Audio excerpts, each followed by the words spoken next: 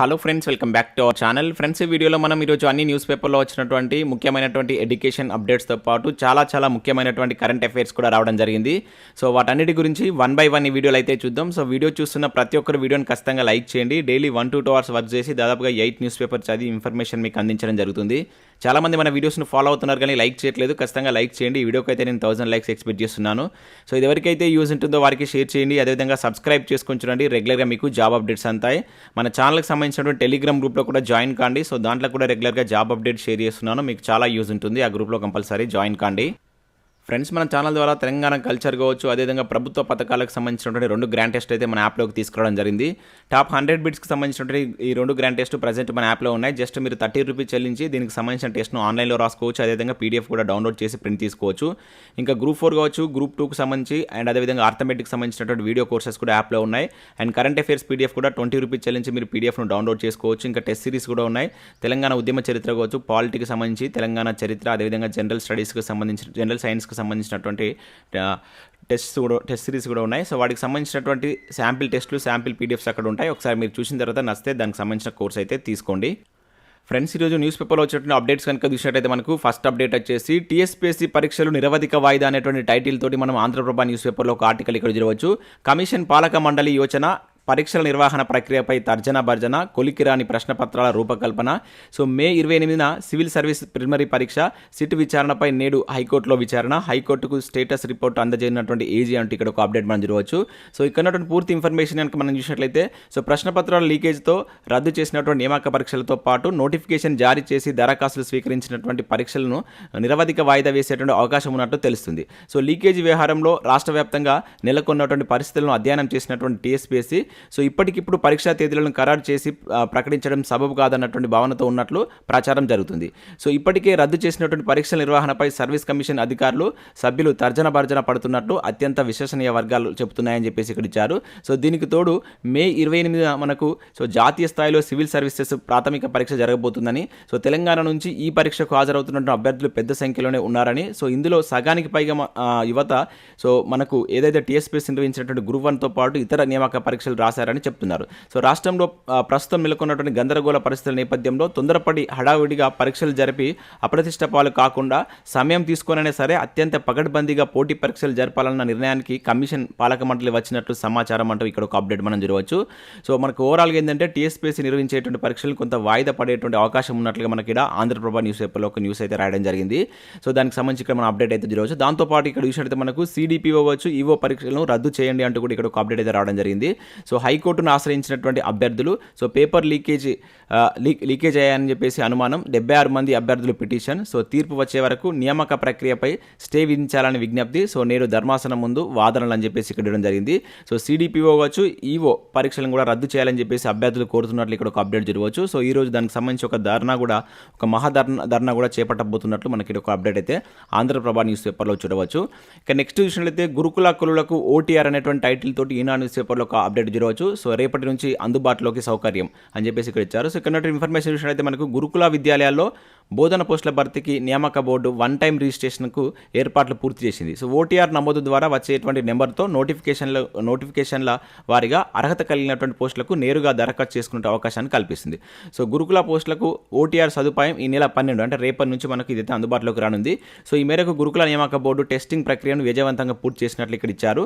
So ఎటువంటి problems తలెత్తకుండా so ఆ ప్రక్రియ కంప్లీట్ చేసినట్లయితే ఇక్కడ చూడవచ్చు. సో గురుకులలో మనకు మొత్తం 9231 పోస్టుల భర్తీ కోసం సో బోర్డు 9 ఉద్యోగ ప్రకటనలు అయితే జారీ చేసింది. ఈ పోస్టులకు మనకు కేటగిరీ వైజ్గా 15 నుంచి అయితే ఆన్లైన్ అప్లికేషన్ ప్రాసెస్ అయితే స్టార్ట్ కాబోతుంది అనమాట. దీనికి సంబంధించి మొదటగా అయితే అభ్యర్థులు ఈ OTR అయితే నమోదు చేసుకోవాల్సి ఉంటుందని చెప్పేసి ఇక్కడ ఇచ్చారు.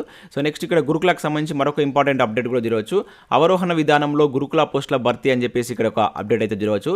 సో ఖాళీలు మిగిలిపోకుండా సో మనకు బోర్డు ప్రణాళిక అయితే చేస్తుందట. సో పై స్థాయి పోస్టులతో నియామక ప్రక్రియ మొదలని చెప్పేసి ఇక్కడ చూడవచ్చు. సో మనకు గురుకుల విద్యా సంస్థల్లో ఉద్యోగ ఖాళీల భర్తీ ప్రక్రియలో తెలంగాణ గురుకుల విద్యాలయ సంస్థ నియామక బోర్డు మనకు సరికొత్త వ్యూహంతో ముందుకు సాగుతుంది. ఒకేసారి 9,231 కొలుల భర్తీకి ఒకే దఫాలో 9 నోటిఫికేషన్లు జారీ చేసినటువంటి బోర్డు 100% ఉద్యోగాల్లో నియామకాలు జరిపేలా వ్యూహాత్మక ప్రణాళికతో ముందుకు సాగుతుంది. ప్రస్తుతం భర్తీ చేయనటువంటి పోస్టులన్నీ మనకు బోధనా రంగానికి సంబంధించినవే కాగా ఒక అభ్యర్థి 3 నుంచి 4 పోస్టులకు అంటే వేర్వేరు సబ్జెక్టులకు దరఖాస్తు చేసుకునేటువంటి వీలైతే ఉంటుంది. ఈ పరీక్షలన్నీ వేర్వేరు తేదీలో నిర్వహిస్తుండడంతో ఇలాంటి వారంతా వివిధ పరీక్షలకు హాజరై అర్హత సాధిస్తే అవకాశాలు ఎక్కువగానే ఉంటాయి. ఈ నేపథ్యంలో వ్యూహాత్మక ప్రణాళిక ద్వారా భర్తీ ప్రక్రియ చేపట్టకుంటే ఖాళీలు ఎక్కువగా మిగిలిపోయేటువంటి ప్రమాదం ఉంటుంది. అందువల్ల అవరోహణ అంటే మనకు డిసెండింగ్ ఆర్డర్ విధానాన్ని అమలు చేయాలని చెప్పేసి మనకు బోర్డు నిర్ణయించిందని చెప్పేసి ఇచ్చారు. ఈ పద్ధతి నియామకాలు చేపడితే పూర్తి స్థాయిలో పోస్టుల భర్తీ చేపట్టవచ్చని చెప్పేసి బోర్డు అంచనా వేస్తుంది. అంటే ఇక్కడ మనకు అవరోహణ విధానం అంటే ఏంటంటే మొదటగా మనకు హయ్యర్ క్యాడర్ పోస్టులను భర్తీ చేస్తారు, దాని తర్వాత నెక్స్ట్ అనమాట. ఫర్ ఎగ్జాంపుల్ డిగ్రీ లెక్చరర్స్, తర్వాత ఇంటర్మీడియట్ కాలేజ్, తర్వాత మనకు ఏదైతే స్కూల్స్లో ఉన్నటువంటి వాటికి ఆ కౌన్సిలింగ్ నిర్వహిస్తారు. దానివల్ల మనకు ఒకే వ్యక్తికి 2 వచ్చినా కూడా వాళ్ళు హయ్యర్ క్యాడర్ జాబ్కి వెళ్ళిపోతారు కనుక అట్లా మొత్తం కంప్లీట్గా మనకు ఈ ప్రక్రియ అంటే ఖాళీలు లేకుండా వాటిని భర్తీ చేయొచ్చు అని చెప్పేసి గురుకుల ఈ అవరోహణ విధానంని పాటిస్తుందని చెప్పేసి అయితే ఇక్కడ ఒక అప్డేట్ అయితే మనకు ఈ సాక్షి న్యూస్ పేపర్లో అయితే చూడవచ్చు. ఎవరైతే గురుకుల ఉద్యోగాల కోసం అప్లై చేయాలనుకున్న అభ్యర్థులు వీడియోని లైక్ చేసి కింద కామెంట్ చేయండి. దీనికి సంబంధించి మనకు రేపటి నుంచి ఫుల్ నోటిఫికేషన్స్ వచ్చేటువంటి ఛాన్స్ ఉంటుంది. అంటే 17 తారీఖు నుంచి స్టార్ట్ అవుతుంది. అప్పుడు నేను కంప్లీట్ డీటెయిల్స్ తోటి ప్రతి నోటిఫికేషన్ సంబంధించి మీకు క్లియర్గా అయితే ఎక్స్ప్లెయిన్ చేయడం జరుగుతుంది. మన ఛానల్ సబ్స్క్రైబర్స్ ఎంతమంది ఉన్నారనేది వీడియోని లైక్ చేసి కింద కామెంట్ చేసేటువంటి ప్రయత్నం చేయండి. నెక్స్ట్ చూసినట్టయితే నేడు హైకోర్టుకు సిట్ నివేదిక అని చెప్పేసి ఇక్కడ పేపర్ లీకేజ్ సంబంధించిన అప్డేట్ అయితే చూడవచ్చు. TSPSC ప్రశ్నపత్రాల లీకేజ్ కేసు గ్రూప్ 1 ప్రిలిమ్స్కు సంబంధించిన 4 అరెస్టు. ఏడబ్ల్యూ కావచ్చు, సివిల్, జనరల్ స్టడీస్లో 11 మంది. డిఓ క్వశ్చన్ పేపర్ లీక్లో భార్యాభర్తలు మొత్తం 7 పరీక్షల ప్రశ్నపత్రాలు చోరీ అని చెప్పేసి ఇక్కడ చూడవచ్చు. మనకు రాష్ట్ర వ్యాప్తంగా సంచలనం సృష్టించినటువంటి TSPSC ప్రశ్నపత్రాల కేసు మనకు మంగళవారం హైకోర్టుకు సీల్డ్ కవర్లో దాని యొక్క నివేదికను అయితే మనకు సిట్ అయితే అందించినట్లు ఇక్కడ అయితే ఇచ్చారు. మరి దీనికి సంబంధించి మనకు ఎటువంటి వాదనలు జరుగుతాయని చూడాలి.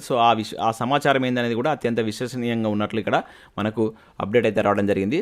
ఈ రోజు దీనికి సంబంధించి మనకు సిట్ హైకోర్టుకి అయితే నివేదిక ఇవ్వబోతుంది. ఇక నెక్స్ట్ చూసినట్లయితే మనకి ఇక్కడ TSPSC లీకేజ్ కేసు రంగంలోకి దిగినటువంటి ఈడీ అని చెప్పేసి ఇక్కడ ఇచ్చారు.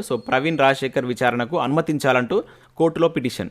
లక్ష్మీ సత్యనారాయణకు నోటీసులు అని చెప్పేసి ఇక్కడ ఒక అప్డేట్ జరగవచ్చు. మనకు TSPSC ప్రశ్నపత్ర లీకేజ్ కేసులో మరో కీలక పరిణామం అయితే చోటు చేసుకుంది. ఈ కుంభకోణంపై హైదరాబాద్ పోలీసులు నమోదు చేసినటువంటి కేసు ఆధారంగా గత వారం మనకు ECIR నమోదు చేసినటువంటి ఎన్ఫోర్స్మెంట్ డైరెక్టర్ ఈడీ సోమవారం ప్రత్యక్షంగా రంగంలోకి దిగింది. ప్రధాన నిందితులు ఎవరైతే ఉన్నారో మనకు ప్రవీణ్ కావచ్చు, రాజశేఖర్ రెడ్డి స్టేట్మెంట్ రికార్డ్ చేసేందుకు అనుమతించాలంటూ కోర్టులో పిటిషన్ కూడా దాఖలు చేసినట్టు ఇక్కడ చూడవచ్చు. ఈడీ అయితే మనకు రంగంలోకి దిగింది. దీనికి సంబంధించి ఎవరైతే ఆ నిందితులను విచారించాలని చెప్పేసి కూడా దానికి సంబంధించి కోర్టులో కూడా ఒక పిటిషన్ దాఖలు చేసినట్టు మనం పేపర్ లీక్కి సంబంధించిన ఒక అప్డేట్ అయితే చూడవచ్చు. నెక్స్ట్ ఇక్కడ మనకు పంచాయతీ కార్యదర్శి సంబంధించిన ఒక ఇంపార్టెంట్ అప్డేట్ అయితే రావడం జరిగింది. జూనియర్ పంచాయతీ కార్యదర్శుల క్రమబద్ధీకరణకు యోచన అనేటువంటి న్యూస్ అయితే ఇక్కడ చూడవచ్చు. రాష్ట్ర వ్యాప్తంగా వివరాల సేకరణ, జిల్లా పంచాయతీ అధికారులకు ఆదేశాలు. మనకు తెలంగాణ జూనియర్ పంచాయతీ కార్యదర్శుల క్రమబద్ధీకరణకు ప్రభుత్వం అయితే యోచిస్తుంది. ఈ మేరకు రాష్ట్ర వ్యాప్తంగా పనిచేస్తున్నటువంటి వారి వివరాలు జిల్లా పంచాయతీ అధికారులను ఇవ్వాలని చెప్పేసి ఇక్కడ కోరినట్లు ఒక అప్డేట్ అయితే రావడం జరిగింది. రాష్ట్రంలో మనకు JPSలు 4 ఏళ్ల శిక్షణ కాలం మంగళవారంతో పూర్తవుతుంది. ఈ నేపథ్యంలో ప్రభుత్వం తాజాగా వారికి సంబంధించినటువంటి సమాచారం సేకరించడం ప్రాధాన్యత సంతరించుకుంటుంది. రాష్ట్రంలో ప్రతి గ్రామ పంచాయతీకి మనకు కార్యదర్శులు ఉండాలనేటువంటి నేపథ్యంలో మనకు 2019లో 9,352 JPS నియామకాలను అయితే చేపట్టింది. మొదటగా ఏడాది శిక్షణ కాలం ఉండగా తర్వాత దాన్ని 4 ఏళ్ళకైతే పెంచింది. ఈ నేపథ్యంలో ఆ గడువు కూడా మనకు రేపటితో ముగుస్తుంది. అయితే దీనికి సంబంధించి JPSలు కూడా కొన్ని ధర్నాలు చేపట్టేటువంటి యోచనలో ఉన్నారు. ఇదే టైంలో మనకు ప్రభుత్వం వాళ్ళను క్రమబద్ధీకరించాలని చెప్పేసి కూడా యోచిస్తున్నట్లు ఇక్కడ ఒక అప్డేట్ అయితే రావడం జరిగింది. నెక్స్ట్ ఆచార్యుల నియామకాలు ఆలస్యమే అనేటువంటి టైటిల్ తోటి మరొక అప్డేట్ ఇక్కడ చూడవచ్చు. ఇక్కడ చూసినట్టయితే రాష్ట్రపతి వద్దకు ఉమ్మడి నియామక బోర్డు బిల్ అని చెప్పేసి ఇచ్చారు. గత సెప్టెంబర్ నుంచి మనకు పెండింగ్లో ఉన్నటువంటి 10 బిల్లుల్లో 3 ఎట్టకేలకైతే గవర్నర్ తమిళసై ఆమోదం పొందగా మిగిలినటువంటి 7పై సందిగ్ధం ఏర్పడింది. ఇందులో మనకు కీలకమైనటువంటి ఈ విశ్వవిద్యాలయ ఉమ్మడి నియామక బోర్డు బిల్లు కూడా ఉన్నట్లయితే ఇవ్వడం జరిగింది. దీన్ని మనకు ఈ బోర్డు బిల్లు మనకు గవర్నర్ రాష్ట్రపతి యొక్క పరిశీలనకైతే పంపడంతో నియామక బోర్డు కావచ్చు, అదేవిధంగా ఈ నియామకాలకు సంబంధించి కొంత ఆలస్యమయ్యేటువంటి ఛాన్స్ ఉందని చెప్పేసి ఇక్కడ ఇచ్చారు. వీటికి సంబంధించి మనకు కరెంట్ అఫైర్స్ విభాగంలో కూడా ఆ బిల్లు ఏంటనేది ఒకసారి చూద్దాం. నెక్స్ట్ చూసినట్లయితే ఈనాడు ప్రతిభలో భాగంగా మనకు ఈరోజు చాలా మంచి ఆర్టికల్స్ అయితే రావడం జరిగింది. ఇక్కడ ముఖ్యంగా మనకు స్థానిక స్వపరిపాలన సంబంధించినటువంటి వివిధ కమిటీలు ఉన్నాయి కదా, వాటి మీద అయితే ఒక మంచి అప్డేట్ అయితే ఇచ్చారు. ఇవి కొంచెం నేను స్క్రీన్ షాట్ తీసుకున్నా కనుక మీకు క్లారిటీగా కనబడకపోవచ్చు. మీరు ఈనాడు న్యూస్ పేపర్ నుంచి ఈనాడు వెబ్సైట్కి వెళ్ళి డౌన్లోడ్ చేసుకొని చదివేటువంటి ప్రయత్నం చేయండి. అక్కడ మీకు మంచి విజన్ అయితే ఉంటుంది. అంటే ఇవి మనం స్క్రీన్ షాట్ చేయడం వల్ల బ్లర్ అవుతుంది. సో ఒకసారి మీరు అర్థం చేసుకొని దాన్ని ఈనాడు వెబ్సైట్కి వెళ్ళి అక్కడ నుంచి డౌన్లోడ్ చేసుకొని చూసేటువంటి ప్రయత్నం అయితే చేయండి. సో ఇవి మనకు వివిధ న్యూస్ పేపర్లో వచ్చినటువంటి ముఖ్యమైనటువంటి education updates. Next current affairs చూద్దాం. చాలా ముఖ్యమైనటువంటి కరెంట్ అఫైర్స్ అయితే రావడం జరిగింది. సో స్కిప్ చేయకుండా చూడండి. కంపల్సరీ వీడియోని లైక్ చేసి మీ మిత్రులకైతే షేర్ చేయండి. ఒకటే వీడియోలో మీకు education updates and current affairs కలిపి అయితే అందించడం జరుగుతుంది. సో ఇక్కడ మనం ఫస్ట్ కరెంట్ అఫైర్ కనుక చూసినట్లయితే 3 బిల్లులకు ఆమోదం అనేటువంటి టైటిల్ తోటి మనం ఈనాడులో ఈరోజు ఈ వార్తను మనం ఒక ప్రధాన వార్తగా అయితే చూడవచ్చు. సో క్రియాశీలక పరిశీలనలో మరో 3, సో రాష్ట్రపతి పరిశీలన ఆమోదం కోసం 2, సుప్రీంకోర్టు ధర్మాసనానికి తెలిపినటువంటి సోలిసిటర్ జనరల్ అని చెప్పేసి ఇక్కడ ఇచ్చారు. సో మనకి ఇక్కడ గుర్తుంచుకోవాల్సింది ఏంది కరెంట్ అఫైర్ కోణంలో అంటే, సో గవర్నర్ ఆమోదించినటువంటి బిల్లు గుర్తుంచుకోండి. వీటి మనకు ఎగ్జామ్ పాయింట్ ఆఫ్ వ్యూలో అడగడానికి ఛాన్స్ ఉంటుంది. తెలంగాణ మోటార్ వాహనాల చట్టం పన్ను సవరణ బిల్లు 2022 గవర్నర్ అయితే ఆమోదించింది. సో ప్రొఫెసర్ జయశంకర్ తెలంగాణ రాష్ట్ర వ్యవసాయ విశ్వవిద్యాలయ సవరణ బిల్లు 2023 అండ్ తెలంగాణ మున్సిపాలిటీ సవరణ బిల్లు 2023. సో ఇవి ఏ రోజు ఆమోదించారని చెప్పేసి ఇట్లా డేట్ వైజ్ కూడా అడగవచ్చు. ఇంకా మనకు డెప్త్ అడగాలనుకుంటే దీనిలో ఉన్నటువంటి కంటెంట్ పై కూడా అడగడానికి ఛాన్స్ అయితే ఉంటుంది. మనకు లాస్ట్ టైం ఈ మోటార్ వెహికల్ దానిపైన మనకు గ్రూప్ 1లో ఒక బిట్ అయితే అడగడం జరిగిందనమాట. సో వీటికి సంబంధించి గుర్తుంచుకోండి. ఇంకా రాష్ట్రపతికి పంపినటువంటి బిల్లు ఏంటంటే university of forest Telangana bill, అదేవిధంగా Telangana universities common recruitment bill ఇంతకుముందు మనం అక్కడ చూసాం కదా. సో ఈ 2 బిల్లు మనకు రాష్ట్రపతికి అయితే పంపడం జరిగిందనమాట. ముఖ్యంగా ఇక్కడ ఆమోదించినటువంటి బిల్లును అయితే గుర్తుంచుకునేటువంటి ప్రయత్నం అయితే చేయండి. ఇక నెక్స్ట్ మరొక కరెంట్ అఫైర్ కనుక చూసినట్లయితే సిఆర్ రావుకు అత్యున్నత పురస్కారం అంటూ చాలా ఇంపార్టెంట్ కరెంట్ అఫైర్ ఇది. సో ఇది మనకు ఈనాడు న్యూస్ పేపర్లో వచ్చినట్టు అప్డేట్. స్టాటిస్టిక్స్లో నోబెల్ అంతటి గౌరవం. సో జూలైలో కెనడాలో ప్రదానం. సో 102 ఏళ్ల వయసులోను వర్సిటీలో సేవలు అని చెప్పేసి ఇక్కడ చూడవచ్చు. సో మనం ప్రపంచ ప్రఖ్యాతి గణిత శాస్త్రవేత్త అండ్ భారతీయ అమెరికన్ అయినటువంటి కళ్యంపూడి రాధాకృష్ణ, అతన్నే సిఆర్ రావు అంటారు. సో స్టాటిస్టిక్స్ రంగంలో అత్యున్నత గౌరవం దక్కింది. 75 ఏళ్ల కిందట గణాంక రంగంలో విప్లవాత్మకమైనటువంటి ఆలోచనకు బీజం వేసినందుకు గాను ఆ రంగంలో నోబెల్ బహుమతికి సమానమైనటువంటి గణాంక బహుమతి 2023 సంవత్సరానికి సో ఆయనకైతే దక్కడం జరిగింది. సో 75 సంవత్సరాల క్రితం రావు చేసినటువంటి కృషి ఇప్పటికీ సైన్స్లో తీవ్ర ప్రభావాన్ని చూపుతుందనేటువంటిది సో ఇక్కడ మనకు ఇంటర్నేషనల్ ప్రైజ్ స్టాటిస్టికల్ ఫౌండేషన్ ఒక ప్రకటనలో అయితే తెలపడం జరిగింది. సో ఈ నేపథ్యంలో అతనికి ఈ అవార్డు ఇస్తున్నట్లు ఇక్కడ ఒక అప్డేట్ అయితే మనం చూడవచ్చు. సో ఇతను మనకు 1920లో మనకు బళ్ళారిలో జన్మించడం జరిగింది. కాకపోతే ఆంధ్రప్రదేశ్లో ఇతని యొక్క విద్యాభ్యాసం అయితే జరిగింది. చాలా ఇంపార్టెంట్. నేమ్ గుర్తుంచుకోండి. ఇది ఏ రంగంలో ఇచ్చారని చెప్పేసి అంటాడు. స్టాటిస్టిక్స్ రంగంలో వచ్చినటువంటి బహుమతి. ఇది నోబెల్తో అంటే స్టాటిస్టిక్స్లో ఒక నోబెల్ అంతటి బహుమతికి సమానం అనమాట. ఇక నెక్స్ట్ కరెంట్ అఫైర్ చూసినట్లయితే ఎనర్జీ ఎఫిషియన్సీలో ముందు వరుసలో తెలుగు రాష్ట్రాలని చెప్పేసి ఇక్కడ మనం చూడవచ్చు. సో మనకు కేంద్ర విద్యుత్ శాఖ మంత్రి ఆర్కే సింగ్ సోమవారం విడుదల చేసినటువంటి స్టేట్ ఎనర్జీ ఎఫిషియన్సీ ఇండెక్స్ 2021-22 నివేదికలో సో తెలుగు రాష్ట్రాలైనటువంటి మనకు ఆంధ్రప్రదేశ్ కావచ్చు, తెలంగాణ, దాంతో సహా కర్ణాటక, కేరళ, రాజస్థాన్ సో 60కి పైగా పాయింట్లతో సాధించి మనకు ముందు వరుసలో అయితే ఉన్నాయి. సో దానిలో మనకి ఇక్కడ కర్ణాటక ఫస్ట్ ప్లేస్లో ఉంది 82.5 తోటి, Andhra Pradesh second place, Telangana third, Kerala 4th ప్లేస్లో, రాజస్థాన్ 5th ప్లేస్లో అయితే ఉంది. చాలా ఇంపార్టెంట్. ఈ వరుసను గుర్తుంచుకోండి. నివేదిక ఏంటంటే స్టేట్ ఎనర్జీ ఎఫిషియన్సీ ఇండెక్స్ 2021-22కి సంబంధించినటువంటి నివేదికలో సో మన తెలుగు రాష్ట్రాలు అయితే మంచి ప్లేస్లో ఉన్నాయి. వాటితో పాటుగా మనకు సౌత్ ఇండియాలో ఉన్నటువంటి స్టేట్స్ కూడా మంచి పొజిషన్లో అయితే ఉండడం జరిగింది. ఫస్ట్ ఈ 3 అయితే గుర్తుంచుకోండి. అదేవిధంగా మన తెలంగాణ ఏ పొజిషన్లో ఉంది, 3rd పొజిషన్లో ఉంది. అది కూడా చాలా ఇంపార్టెంట్. ఇక నెక్స్ట్ మరొక ఇంపార్టెంట్ కరెంట్ అఫైర్ కనుక చూసినట్లయితే మనకు తెలంగాణలో మాత్రమే రాష్ట్ర పార్టీ సో ఏపీలో రాష్ట్ర పార్టీ హోదాను రద్దు చేసినటువంటి ఈసీ అని చెప్పేసి ఇక్కడ మనకు ఒక అప్డేట్ జరగవచ్చు బీఆర్ఎస్కి సంబంధించి. సో పలుమార్లు నోటీసులు ఇచ్చినా స్పందించలేదు. 2024 ఎన్నికకు కొనసాగించాలని లేఖ ఇచ్చింది. సో నిబంధనల మేరకే రద్దు.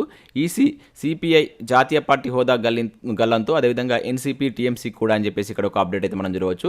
సో మనకు నిన్న ఎన్నికల కమిషన్ ఒక రిపోర్ట్ అయితే మనకు రిలీజ్ చేయడం జరిగింది. సో దానిలో కొన్ని పార్టీలకు రాష్ట్ర పార్టీ గుర్తింపు ఇస్తూ కొన్ని పార్టీలకు జాతీయ పార్టీ నుంచి తీసివేయడం జరిగింది అనమాట, రద్దు చేయడం జరిగింది. అవి ఏంటనేది ఇక్కడ మనం చూద్దాం. సో ఇక్కడ చూసినట్లయితే మనకు టీఎంసీ, ఎన్సీపీ, సిపిఐలకి షాక్ అని చెప్పేసి ఇక్కడ చూడవచ్చు. జాతీయ హోదా కోల్పోయినటువంటి 3 పార్టీలు. అదేవిధంగా యాప్కు నేషనల్ పార్టీ స్టేటస్ సో కేంద్ర ఎన్నికల సంఘం ప్రకటన అని చెప్పేసి ఇక్కడ ఇచ్చారు. మనకి ఏదైతే తృణమూల్ కాంగ్రెస్ అదే దాన్ని టీఎంసీ అంటాం, అదేవిధంగా నేషనల్ కాంగ్రెస్ పార్టీ ఎన్సీపీ, అదేవిధంగా కమ్యూనిస్ట్ పార్టీ ఆఫ్ ఇండియా సిపిఐకు కేంద్ర ఎన్నికల సంఘం షాక్ ఇచ్చింది. ఈ 3 పార్టీల జాతీయ హోదాను రద్దు చేసినట్టు ప్రకటించింది. సో ఇదే సమయంలో మనకు ఆమ్ ఆద్మీ పార్టీకి సంబంధించి జాతీయ హోదాను అయితే కల్పిస్తున్నట్లు వెల్లడించింది. సో ఇది కూడా ఇక్కడ మనం గుర్తుంచుకోవాలి. అలాగే మనకు నాగాలాండ్లో లోక్ జన్ శక్తి పార్టీ రామ్ విలాస్కి సంబంధించిన పార్టీ, అదేవిధంగా మేఘాలయలో ఉన్నటువంటి వాయిస్ ఆఫ్ పీపుల్స్ పార్టీ కావచ్చు, అదేవిధంగా త్రిపురలో ఉన్నటువంటి త్రిపుర మోత్రా అనేటువంటి పార్టీలకు రాష్ట్ర హోదా గుర్తింపునిస్తూ నిర్ణయం తీసుకుంది. సో ఈ మేరకు ఈసీ సోమవారం ఒక ప్రకటన అయితే జారీ చేసింది. యాప్కు జాతీయ హోదా ఇవ్వడం, అదేవిధంగా సిపిఐ, ఎన్సిపి, టీఎంసీలకు తొలగించడంతో పాటు ఆంధ్రప్రదేశ్లో మనకు బీఆర్ఎస్, ఉత్తరప్రదేశ్లో ఆర్ఎల్డి, మణిపూర్లో మనకు పీడీఏ, పుదుచ్చేరిలో కొన్ని ఇంకా వివిధ పార్టీలకు సంబంధించినటువంటి రాష్ట్ర పార్టీ హోదాను రద్దు చేస్తున్నట్టు కూడా ఇక్కడ ప్రకటించింది.